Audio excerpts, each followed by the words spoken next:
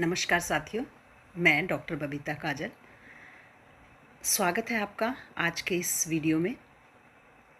आयुक्तालय कॉलेज शिक्षा राजस्थान जयपुर द्वारा नवाचार के रूप में प्रारंभ किए गए विश्वविद्यालय परीक्षा की तैयारी हेतु ज्ञानदूत 2 में आज हम बात करने वाले हैं हिंदी साहित्य के अंतर्गत एक और विषय में। और आज का हमारा विषय है कबीर का काव्य। बहुत से विविध विषयों के बीच में यह विषय ऐसा है जिसके बारे में सब जानते हैं, लेकिन फिर भी बहुत कुछ जानना शेष है।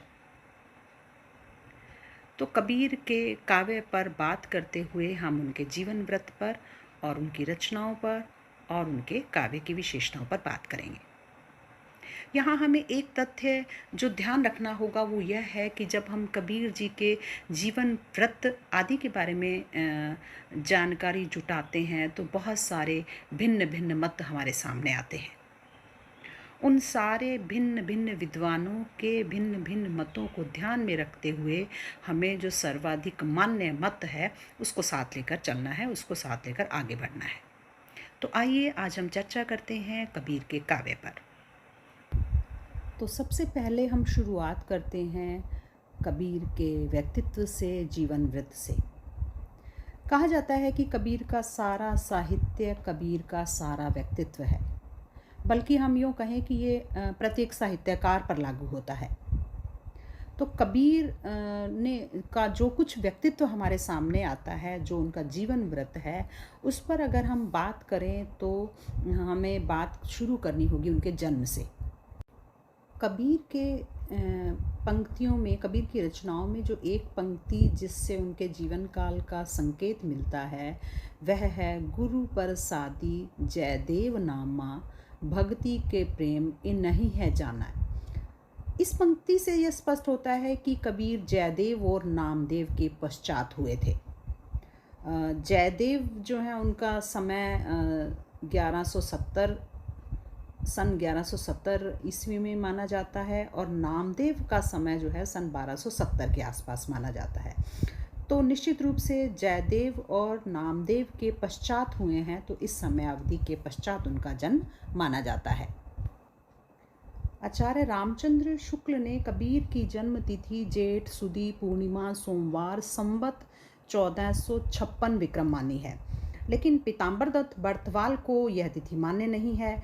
वो अलग तिथि बताते हैं और वो ये मानते हैं अपने साक्ष्यों के आधार पर कि विक्रम 1407 और संवत 1447 के बीच में कबीर की जन्म तिथि का अनुमान वे लगाते हैं। इसी तरह से डॉक्टर त्रिगुणायत जो है वो कबीर की जन्म तिथि संवत 1455 मानते हैं, जो कबीर चरित बोध में दी हुई तिथि के अनुरूप है। यह तिथि भी रामचंद्र शुक्ल द्वारा मानी गई तिथि से लगभग मिल जाती है। तो यही तिथि लोक प्रसिद्ध है जिसमें विक्रम 1455-56 के आसपास जो है कबीर जी की जन्म तिथि को माना जाता है। इसी प्रकार कबीर जी की मृत्यु को लेकर भी कुछ दोहे माने जाते हैं, जिसमें उनकी मृत्यु का संकेत है संवत 1505 मो मगहर कियो गौन अगहन सुदी एकादशी मिलो पौन में पौन। इसी तरह से संवत 1569 हाई सतगुरु चले उठ हंसा जाई।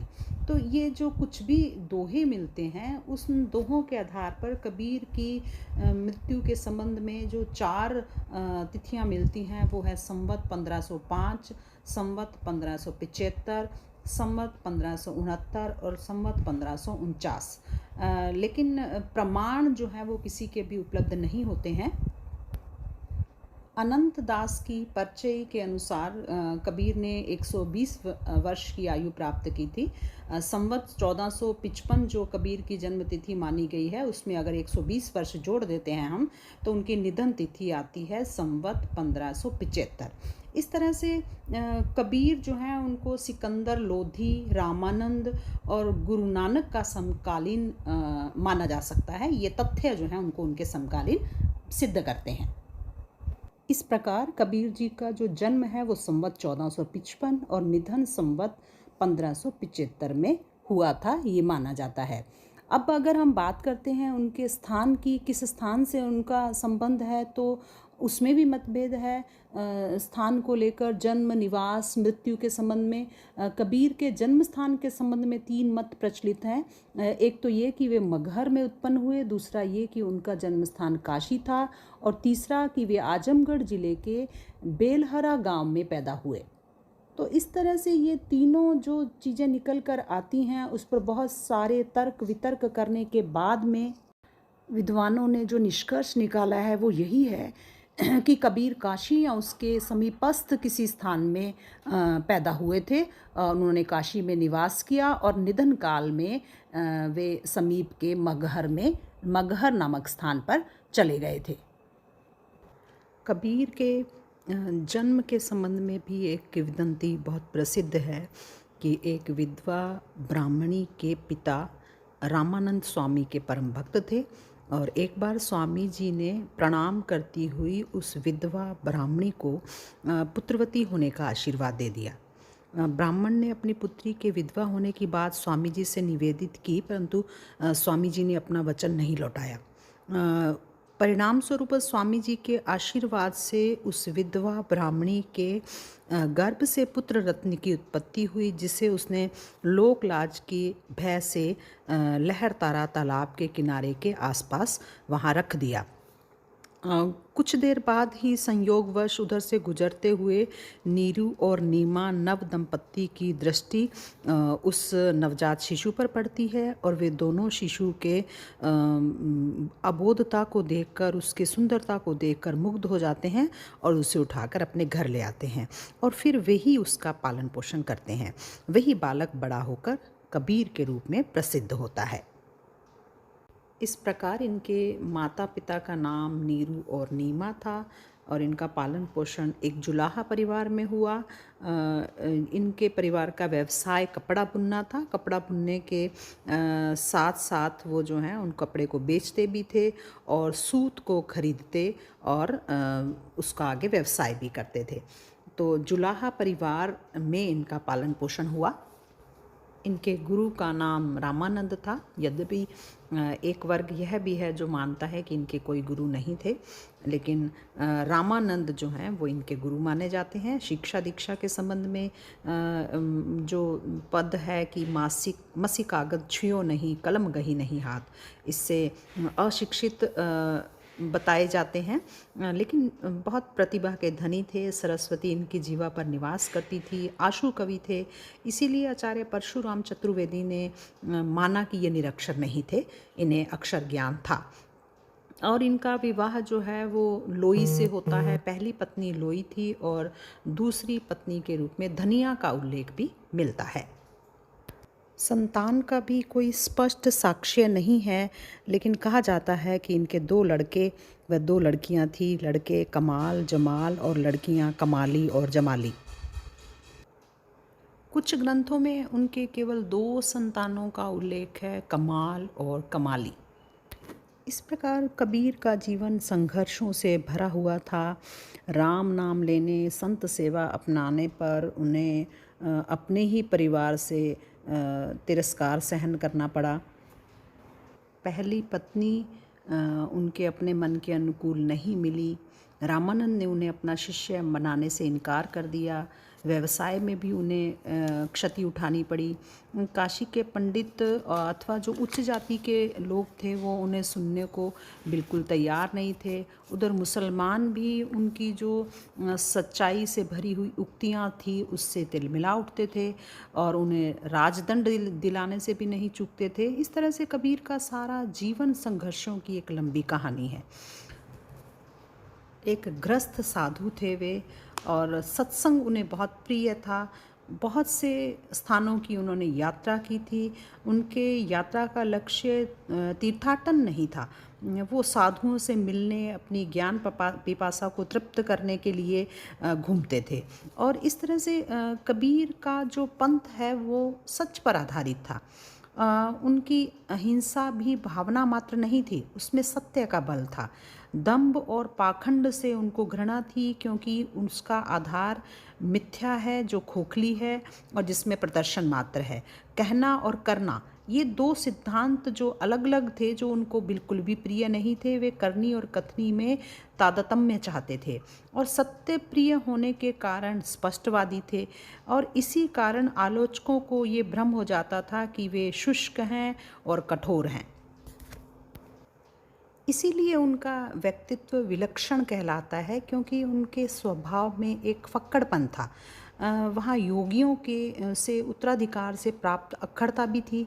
वैष्णव भक्ति के प्रभाव से भक्त की सरलता, विनम्रता, आर्द्रता थी, और सुधारक के अंधविश्वासों तथा मिथ्या रूढ़ियों से उन्हें बहुत चिढ़ थी। वो इन अंधविश्वासों को हटाना चाहते थे।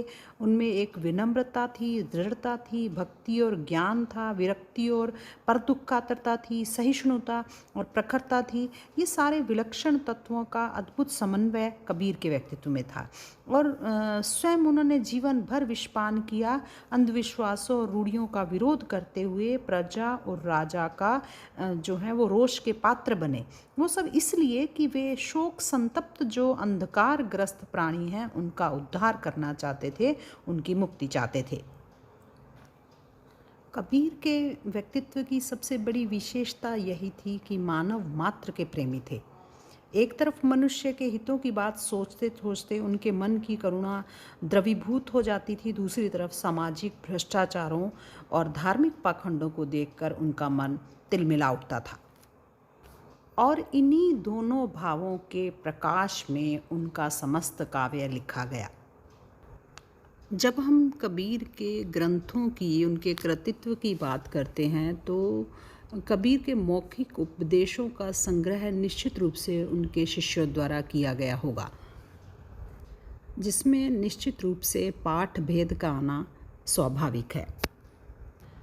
लेकिन आधुनिक काल में हिंदी के विद्वानों ने कबीर साहित्य के निर्धारण का सराहनीय प्रयास किया है, और कबीर की रचनाओं के प्रमाणिक संग्रह भी प्रकाशित हुए हैं। इन मौलिक प्रयास करने वालों में अगर हम कुछ नाम लें तो डॉक्टर पीताम्बर दत्त बर्थवाल, डॉक्टर श्याम सुंदर दास, पंडित अयोध्या सिंह उपाध्याय, हजारी प्रसाद द्विवेदी, आचार्य परशुराम चतुर्वेदी, राम कुमार वर्मा, ये कुछ नाम जो हैं विशेष उल्लेखनीय हैं, जिन्होंने कबीर पर काम किया और प्रमाणिक जो ग्रंथ हैं वो उपलब्ध करवाए हैं। तो उनकी जो आधुनिक काल में प्रकाशित जो कबीर साहित्य की प्रमाणिक रचनाओं में अगर हम नाम लें तो डॉक्टर श्याम सुंदर दास द्वारा संपादित कबीर ग्रंथावली है, और डॉक्टर राम कुमार वर्मा ने ग्रंथ साहब के आधार पर जो निकाला वह संत कबीर है। हरिऔध जी द्वारा संपादित कबीर वचनावली है। इसके अलावा कबीर साहब की शब्दावली, उनके पद, साखियाँ, बीजक, ये भी जो ग्रंथ हैं वो उपलब्ध होते हैं, जिसमें बीजक की प्रमाणिकता बहुमान्य है। साहित्य सेवियों में कबीर ग्रंथावली का ही अध्ययन अध्यापन प्रचलित है, और कबीर ग्रंथावली में कबीर की समग्र संग्रहित वाणी को 3 भागों में बांटा गया है, साखी, सबद तथा रमैनी, जिसमें सबद को पद का संबोधन भी दे रखा है। तो ये 3 भाग उसके किए गए हैं, जिसमें साखी, सबद और रमैनी है। साखी के अंतर्गत नियम से संबंधित, मानवीय स्वभाव से संबंधित, पाखंड, गुरुदेव, परमात्म परिचय, प्रेमा भक्ति, आदर्श व्यवहार, आदेश का विनय की साखियाँ हैं। 16 रागों में विभक्त 403 पद संग्रहित हैं। इन पदों का विषय भौतिक विषयों की अनित्यता, जीवन की क्षण भंगुरता, संसार की नश्वरता, ये सब विषय जो हैं वो इनमें शब्द में या पदों में हैं। इसके बाद जब रमैनी की बात करते हैं तो रमैनी शब्द रामायण का परिवर्तित रूप है, और इसका अर्थ राम के यश का वर्णन है। कबीर ने वर्णनात्मक पद्य के लिए इस शब्द का प्रयोग किया है। कबीर सारग्रही महात्मा थे। जब हम देखते हैं कि उनके काव्य पर, उनके व्यक्तित्व पर किन किन संप्रदायों और संतों का प्रभाव पड़ा, तो उन्होंने अपने समय में प्रचलित विविध मतांतरों से सार ग्रहण किया। और अपना एक नवीन और लोक कल्याणकारी मत बनाया। यही कारण है कि उनके मत में अनेक मत, संप्रदाय, ग्रंथ, महात्माओं के विचारों के मूल तत्वों का मिश्रण हमें दिखाई देता है। इसके मूल में उनकी परंपरागत भारतीय समन्वयवाद की भावना भी कार्य कर रही थी। उनके मत में विभिन्न देशी विदेशी एवं प्राचीन मतों के सम्मिश्रण के कारण विभिन्न आलोचकों ने उन्होंने विभिन्न मतावलंबी सिद्ध करने का प्रयत्न भी किया। संक्षेप में कहें तो कबीर ने हिंदू धर्म के अद्वैत सिद्धांत, वैष्णव संप्रदाय की भक्तिमयी उपासना, कर्मवाद, जन्म जन्मांतरवाद, मूर्ति पूजा आदि, बौद्ध धर्म से शून्यवाद, अहिंसा, मध्यम मार्ग आदि, इस्लाम धर्म से एकेश्वरवाद, भातृत्व आदि, सूफी संप्रदाय से गहन प्रेम भावना तथा नाथ संप्रदाय से हठ योग आदि की साधना लेकर अपने ऐसे नवीन मानवतावादी धर्म की स्थापना की जो सर्वसाधारण के लिए ग्राह्य हो सके। उन्होंने परंपरा से चली आती हुई बातों की युगानुकूल छानबीन करके अच्छी बातों को ग्रहण किया और शेष जो अग्राह्य थी उन्हें त्याग दिया। इस तरह से कबीर पर वैष्णव इस्लामवादियों, सूफियों का प्रभाव अधिक मात्रा में हमें दिखाई देता है। कबीर के काव्य की जब बात करते हैं तो सबसे पहले जो निकल कर आती है चीज़ वह है रहस्यवाद। सामान्यतः ज्ञान के क्षेत्र में जिसे अद्वैतवाद कहते हैं वही भावना के क्षेत्र में रहस्यवाद कहलाता है। और रहस्यवाद को लेकर अलग अलग विद्वानों ने अलग अलग अपनी बात रखी है, अपनी परिभाषाएं दी हैं। कुछ जो है प्रकृति के कण कण में अज्ञात सत्ता की झलक और उसको जानने की जिज्ञासा की भावना को रहस्यवाद कहते हैं। कुछ आत्मा और परमात्मा का जो अंश है, आत्मा जो परमात्मा की अंश है, परमात्मा की प्राप्ति के लिए जो आकांक्षा प्रकट करती है उसे रहस्यवाद कहते हैं। कुछ अज्ञात सत्य के स्वरूप के उद्घाटन के लिए भावनाओं की अभिव्यक्ति करने को रहस्यवाद के जन्म का मूल कारण मानते हैं।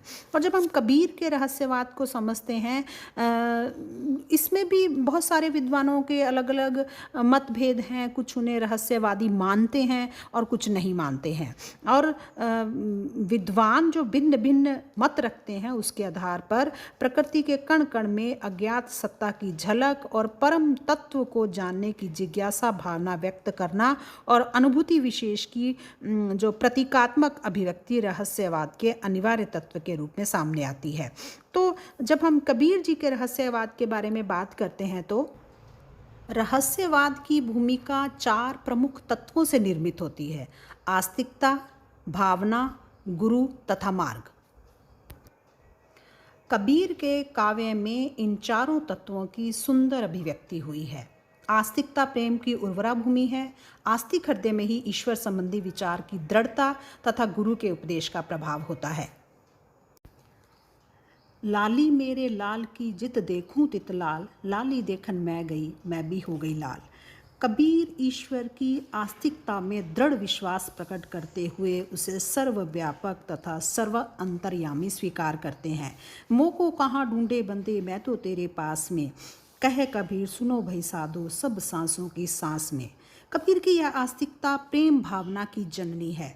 उनके अनुसार जिस हृदय में न प्रेम है न प्रेमानंद और जिनकी वाणी राम नाम का उच्चारण नहीं करती है, वे मनुष्य तो इस संसार में व्यर्थ ही आए और व्यर्थ ही नष्ट हो गए। जी ही घटी प्रीति न प्रेम रस फुरी, रसना नहीं राम, ते नर इस संसार में उपजी गए बेकाम। कबीर स्पष्ट कहते हैं, भौतिक विषयासक्त व्यक्ति राम से प्रेम नहीं कर सकता और राम स्नेही को संसार से अनुरक्ति नहीं होती। जब लगी नाता जगत का तब लगी भक्ति न होए, नाता तोड़े हरि भजे भक्त कहावे सोए। कबीर ने शंकराचार्य के अनुसार ही माया का वर्णन किया और समग्र जागतिक प्रलोभनों को माया का नाम दिया और उसे ब्रह्म की शक्ति के रूप में चित्रित किया है। राम तेरी माया धुंध मचावे। सभी प्रकार की तृष्णाओं के त्याग के साथ साथ कबीर नैतिक अनुशासन के रूप में शील, संतोष और सत्य को अपनाने का अनुरोध करते हैं। कबीर के अनुसार नाम स्मरण सर्वोत्तम रसायन है, जिसके रंच मात्र संचय से संपूर्ण शरीर स्वर्ण के समान विशुद्ध हो जाता है। सभी रसायन हम करी, नहीं नाम सब कोय सम कोय। रंचक घर में संचरय, सब तन कंचन होए। उनके लिए नाम स्मरण कभी केवल नामोच्चारण, यंत्रवत नामोच्चारण नहीं है, बल्कि मन की माला का रूप धारण कर लेता है और पूरी तरह से तन्मय होकर प्रभु के नाम का स्मरण करना है। सुमिरन सुरति लगाए के, मुक्ते कछु न बोल, बाहर के पट देई के, अंतर के पट खोल। अपनी अभीष्ट प्राप्ति का सारा श्रेय भगवत कृपा को देते हुए कबीर कहते हैं, ना कछु किया न करी सकिया, ना करने जोग शरीर, जो कछु किया सो हरि किया, ताते भया कबीर कबीर। इस भगवत कृपा के अतिरिक्त आत्म साक्षात्कार की कठिन राह का सहायक एवं पथ प्रदर्शक गुरु है। किसी सुयोग्य मार्गदर्शक की सहायता के बिना साधना का दुर्लभ मार्ग पार कर पाना संभव नहीं है। सतगुरु ही साधक को साधना का मार्ग बताता है, जिस पर चलकर वह प्रेम द्वारा प्रिय को पा लेता है। पासा पकड़िया प्रेम का, सारी किया शरीर, सतगुरु दाव बताइया, खेले दास कबीर। शिष्य में प्रेम अंकुरित करने वाला गुरु है। अनंत का साक्षात्कार करने वाले अनंत लोचन का उद्घाटक भी गुरु ही है। इस प्रकार गुरु को कबीर ने परमोपकारी माना है। सतगुरु की महिमा अनंत, अनंत किया उपकार, लोचन अनंत उघाड़िया, अनंत दिखावन हार। कबीर के अनुसार हरि के रूठ जाने पर गुरु साधक की रक्षा कर सकता है, रूठे हरि को मनाने का उपाय बता सकता है, परंतु गुरु के रूठने पर स्वयं हरि भी कोई सहायता नहीं कर सकते। कबीरा हरि के रूठते गुरु की सरने जाए, कह कबीर गुरु रूठते हरि नहीं होत सहाय। गुरु की पहचान भी कबीर ने बता दी है, जिसकी प्राप्ति से साधक के मन से मोह, हर्ष, शोक और वासनाएं तिरोहित हो जाएं। सच्चे अर्थों में गुरु कहलाने का वह अधिकारी है। गुरु मिला तब जानिए, मिटे मोह तन ताप, हर्ष शोक व्यापे नहीं, तब गुरु आपे आप। इसी तरह से कबीर जी सतगुरु कुम्हार के समान बताते हैं। शिष्य रूपी घड़े को भीतर से हाथ का सहारा देकर और बाहर से हल्की हल्की चोट देकर उसके सारे खोट दूर कर देता है। गुरु द्वारा निर्दिष्ट मार्ग को कबीर ने सहज मार्ग का नाम दिया है, क्योंकि इस मार्ग पर चलने से सहज ही जीव ब्रह्म से एक क्या अनुभूति कर लेता है।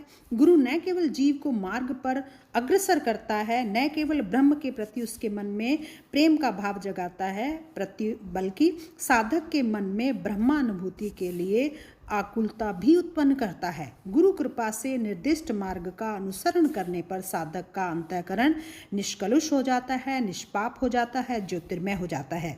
कबीर इस मार्ग को सहज मानते हुए उस पर चलना कठिन मानते हैं, क्योंकि यह मार्ग त्याग और बलिदान की अपेक्षा करता है। हंसी हंसी कंत न पाइए, जिनी पाया तिन रोए, जो हंसी ही हरि मिले तो नहीं दुहागन होए, नहीं दुहागन कोय। कबीर मध्यकाल के सबसे बड़े क्रांति दृष्टा एवं रूढ़ी विरोधी कवि हैं। वे लोक और वेद दोनों की रूढ़ियों को ही अस्वीकार कर देते हैं और अपने अनुभवों के आधार पर जीवन सत्य का शोध करते हैं। पीछे लागा जाई था लोक वेद के साथ ही, आगे थे सतगुरु मिल्या दीपक दिया हाथी। मध्यकाल में नारी के प्रति प्राचीन दृष्टिकोण विकसित हुआ, जो कि पहले सिद्धों नाथों की परंपरा में भी था, और यह मान लिया गया कि नारी जीवात्मा की मुक्ति में बाधक थी। कबीर जी ने भी इसका समर्थन किया और यह भी नहीं सोचा कि नारी स्वयं भी तो जीवात्मा का ही एक रूप है। इस क्षेत्र में कबीर की वाणी नारी के विरुद्ध है। इस संबंध में कबीर की मान्यता है कि नारी भक्ति, मुक्ति और ज्ञान के मार्ग में सबसे बड़ी बाधा है। पर नारी गमन को कबीर बहुत बड़ा पाप मानते हैं। पर नारी के प्रति मनुष्य की आसक्ति उसके विनाश का कारण बनती है और समाज में उसे घोर निंदा का सामना करना पड़ता है। पर नारी पर सुंदरी बिरला बचै कोय, खाता मीठी शांड सी अंतकाली विष होए। कबीर ने नारी के दो रूपों को आदर दिया है, एक तो उसका पतिव्रता रूप और दूसरा उसका वैष्णव भक्त रूप। पतिव्रता नारी में प्रेम की एक निष्ठता और अनन्यता का उदाहरण है। नैना अंतरी आवतू, ज्यों हो नैन झपेऊं, ना हो देखो और को, ना तुझ देखण देऊं। कबीर जाति को भी जन्म से नहीं कर्म के साथ जोड़ने के पक्ष में थे। उनके समय में ब्राह्मणवाद भी अपने उत्कर्ष पर था। कबीर दुराचारों, ब्राह्मणों के बहुत बड़े शत्रु थे। उनकी दृष्टि में ब्राह्मण वह नहीं है जो कि ब्राह्मण के वंश में जन्मा हो, बल्कि ब्राह्मण वह है जिसके कर्म, जिसका आचरण ब्राह्मणोचित हो। इसी आधार पर ब्राह्मण की परिभाषा देते हुए कबीर कहते हैं, तुम कत ब्राह्मण हम कत शूद्र, हम कत लोहू तुम कत दूध, कहू कबीर जो ब्रह्म विचारे, सो ब्राह्मण कहियत है हमारे। कबीर ने ब्राह्मणों की कथनी और करनी के भेद की भर्त्सना करते हुए कहा, जो तू ब्राह्मण ब्राह्मणी जाया, तो आन बाट काहे नहीं आया। कबीर जितना आंतरिक जीवन सौंदर्य पर बल देते हैं, उतना बाहरी सौंदर्य पर नहीं। इसका कारण यह है कि बाहर का सौंदर्य बनाना बहुत आसान है। मुश्किल तो जीवन का वह सौंदर्य है जो निश्चल, निष्कपट, आडंबर विहीन, अलंकार विहीन जीवन व्यवहार से होता है। निर्गुण उपासक होते हुए भी कबीर ने राम शब्द का प्रयोग जगह जगह पर किया, और उसका कारण ये है कि उनके लिए राम तीनों लोकों के स्वामी हैं। दशरथ सुत तिहु लोक बखाना, राम नाम का मर्म है आना। कबीर ही नहीं बल्कि पूरी संत काव्य धारा का उद्देश्य कविता करना न होकर तत्कालीन समाज, विशेषकर धार्मिक वर्ग के लिए दार्शनिक एवं सांस्कृतिक मूल्यों का सृजन करना था।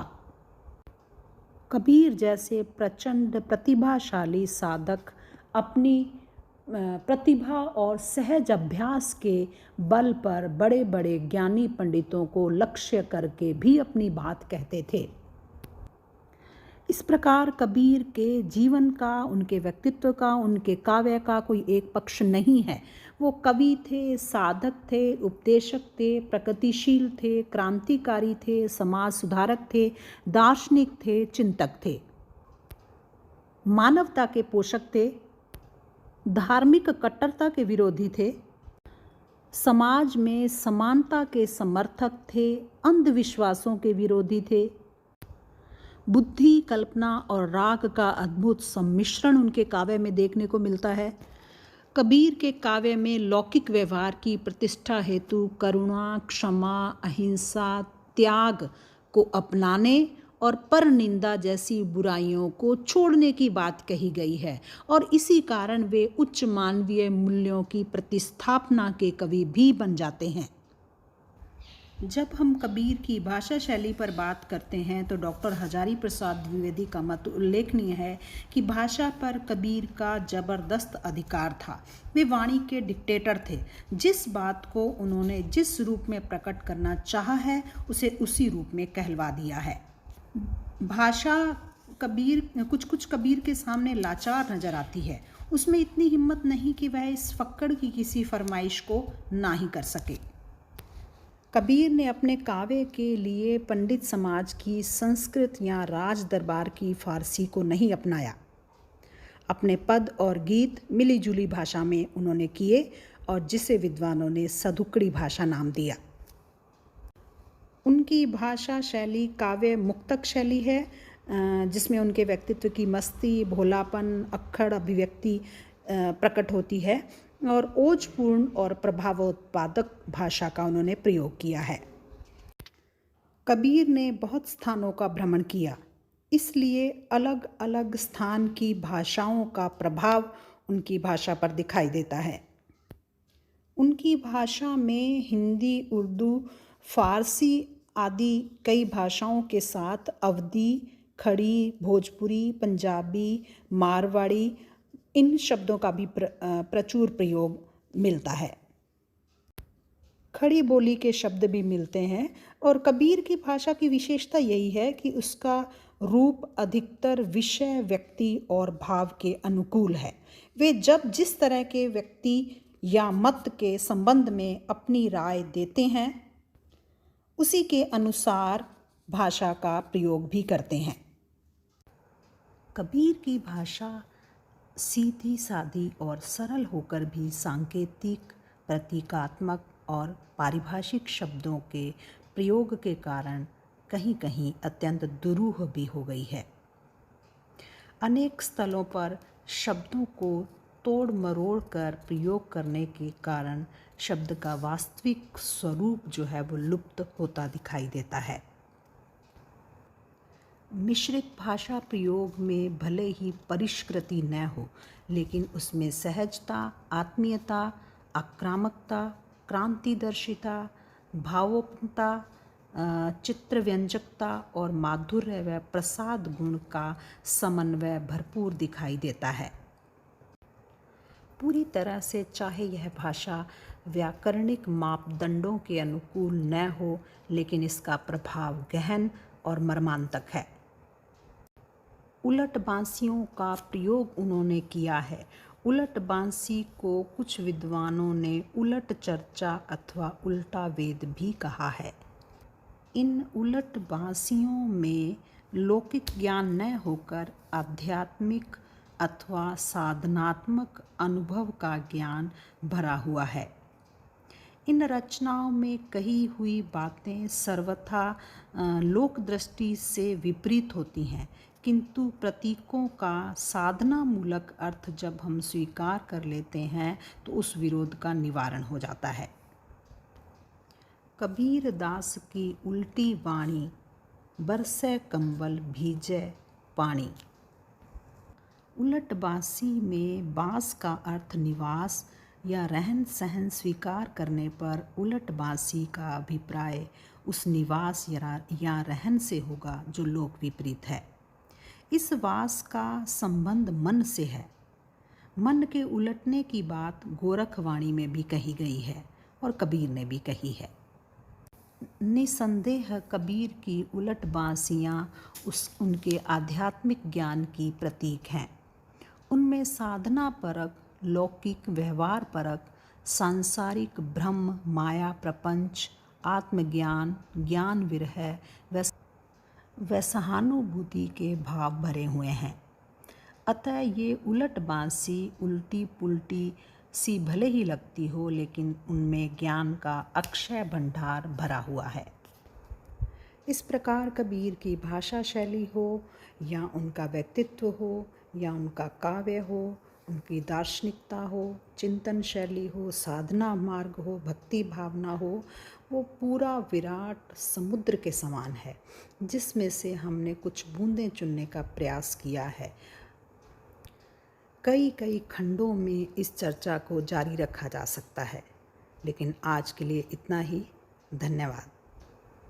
आपको यह वीडियो कैसा लगा और क्या आप अन्य किसी विषय पर भी जानकारी चाहते हैं? अवश्य बताएं।